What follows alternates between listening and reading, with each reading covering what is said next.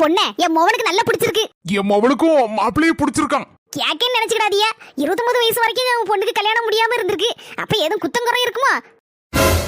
அப்படிலாம் ஒண்ணும் இல்லம்மா.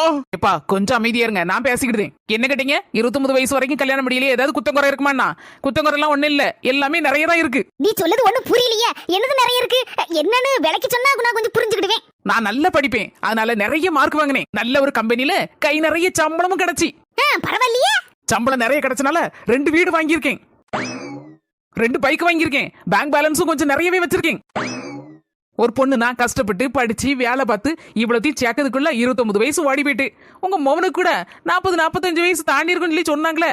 உங்க மொவனும் படிச்சிருக்காரு, வேலை பார்க்காரு, எத்தனை வீடு வாங்கி வச்சிருக்காரு, எத்தனை பைக் வாங்கி வச்சிருக்காரு, எவ்வளவு பேங்க் பேலன்ஸ் வச்சிருக்காரு சொல்லுங்க பாப்போம். என்ன கேட்ட கேள்விக்கு பதிலா காணல? வாயை மூடிட்டு இருக்கீங்க. வர வேண்டியது பொண்ணு பார்க்க வேண்டியது, என்னத்துக்கு என்னவா கேள்வி கேட்க வேண்டியது? யார் மனசு வருத்தப்படும் என்ன